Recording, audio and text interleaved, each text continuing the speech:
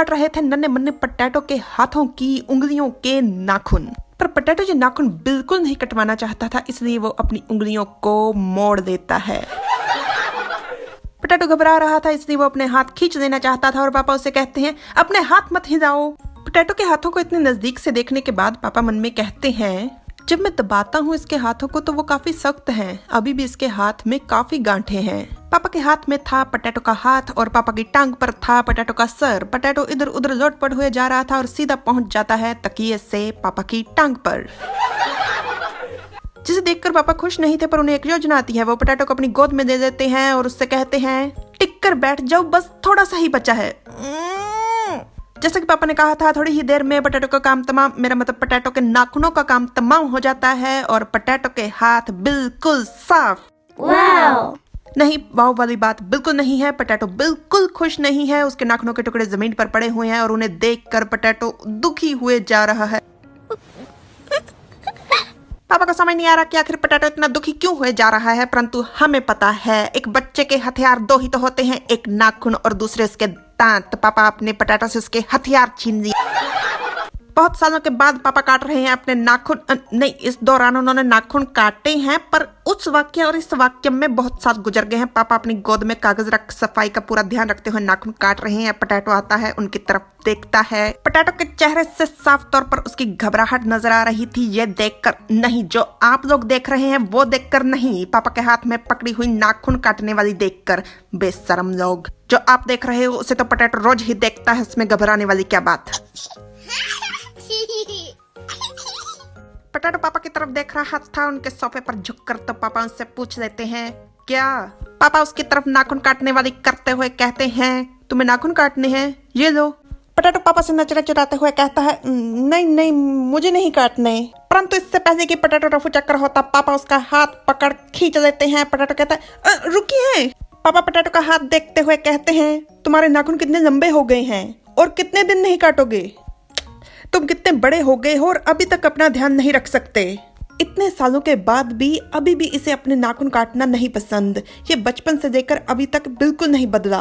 पापा नाखून काटनी पोटैटो के नाखूनों की तरफ बढ़ाते हैं और पोटैटो पकड़ लेता है पापा का हाथ कसकर, और वो देख रहा था पापा की आंखों में आंखें डालकर। तो पापा कहते हैं पोटैटो कहता है हिलिएगा मत। पापा पोटैटो की आंखों में देखते हैं। पोटैटो अपना हाथ बढ़ाता है और पापा के चेहरे को ऊपर उठाता है और सीधा खींच देता है पापा का एक बाल। ये रहा आपका सफेद बाल। उसके बाद पोटैटो पकड़ लेता है पापा के दोनों हाथ। ये तुम क्या कर रहे हो, मेरे हाथ छोड़ो।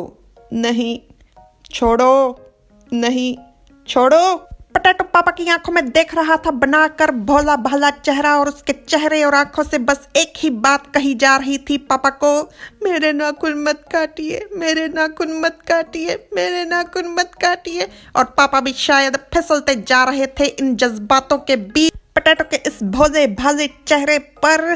तो जी हाँ, यही कार्रवाई की थी पापा ने पोटैटो के ऊपर, उसके सर पर। इसका सबूत मौजूद है। पापा ने काट दिए थे पोटैटो के नाखून और खुद निकल दिए थे, और पोटैटो बैठकर अपने नाखूनों के पास मना रहा है शोक।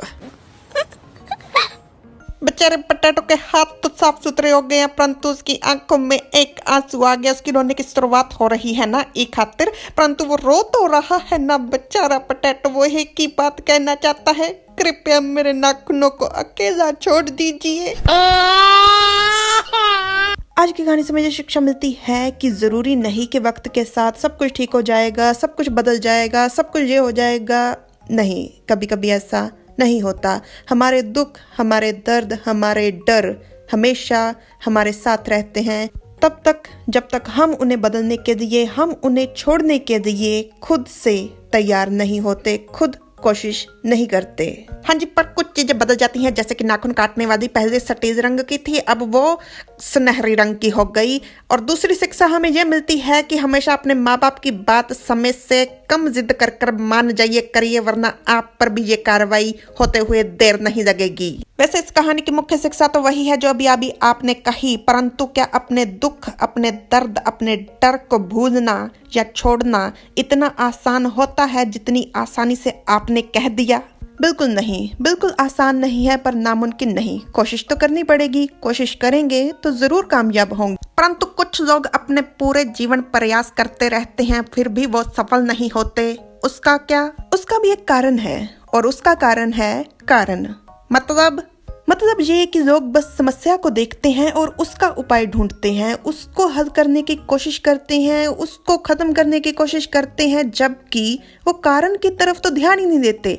समस्या खत्म करने से कुछ नहीं होगा, समस्या का कारण खत्म कीजिए, समस्या खुद ब खुद खत्म हो जाएगी। जब तक वो कारण है वो हर दिन नई समस्या उत्पन्न करता रहेगा। हमें अभी भी समझ नहीं आई आप कहना क्या चाहती हैं। उदाहरण के लिए दो लोग रिश्ते में हैं जिसमें एक का व्यवहार सही है यानी कि वो सपोर्टिव है, दूसरे का व्यवहार गलत है यानी कि वो टॉक्सिक है। जो सही है वो हर समय गलत व्यक्ति द्वारा उत्पन्न की हुई समस्याओं का निवारण करता रहता है, उपाय ढूंढता रहता है और हमेशा यही सोचता है कि सब ठीक हो जाएगा, ये ठीक हो जाएगा, मैं इसे ठीक कर दूंगा। पर ऐसा कभी नहीं होता। परंतु कभी कभी ऐसा हो जाता है, एक सही व्यक्ति गलत व्यक्ति को सुधार देता है। और अगर जैसा कि आप कह रही हैं कि कारण खत्म कीजिए, अगर वो उस व्यक्ति को ही छोड़ देगा तो फिर ये तो बात गलत है ना? नहीं, ये बिल्कुल गलत नहीं है। और जैसा कि आपने कहा कि हाँ कभी कभी सुधारा जा सकता है, पर एक दो बार कोशिश करना ठीक है, पर आप पूरी जिंदगी अगर किसी को सुधारने में ही निकाल दोगे तो क्या वो ठीक है? आपकी जिंदगी, आपका गुजरा हुआ समय क्या लौट कर आएगा? अगर कोई आपको 2 रुपए की टॉफी 2 लाख या 2 करोड़ में चिपकाएगा तो आप दे दोगे? नहीं ना। क्यों पैसा बर्बाद करना? आप थोड़ी देर सब्र कर दोगे और कहीं से 2 रुपए में खरीद लोगे ना।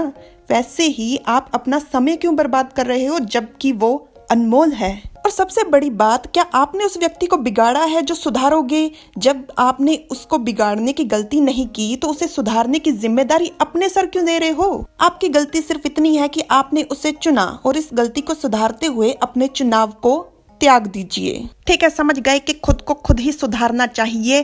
पता नहीं ये मुद्दा कहाँ से कहाँ पहुंच गया, पर अब ये भी बता दीजिए कि कैसे पता चलेगा कि हम सही हैं या गलत हैं, क्योंकि खुद को तो सब सही ही रखते हैं ना। अगर आपको हर्ट हुआ और आपने सामने वाले को बता दिया कि आप हर्ट हो गए हैं, मतलब आप सेंसिटिव हो। अगर आपको हर्ट हुआ और आपने सामने वाले को पता भी नहीं लगने दिया, मतलब आप मैच्योर हो। अगर आप हर्ट हुए और आप सामने वाले को भी अब हर्ट करना चाहते हो, मतलब आप टॉक्सिक हो। पर आपको हर्ट किसी ने नहीं किया फिर भी आप सामने वाले को हर्ट करना चाहते हो तो आप बुली हो। वैसे मेरी नजरों में तो आप मेंटल केस हो, आपको सख्त तौर पर पागलखाने जाकर भर्ती होने की जरूरत है। वैसे तो रिश्तों में जानबूझकर या बार बार कोई भी किसी को हर्ट नहीं करता, पर अगर कोई कर रहा है तो उसे छोड़ दीजिए। परंतु कभी कभार लोगों की मजबूरियां होती हैं, वो नहीं छोड़ सकते। वो छोड़ना चाहते हैं पर नहीं छोड़ सकते। फिर से हर मजबूरी का भी कोई ना कोई कारण होता है, तो कारण खत्म कीजिए।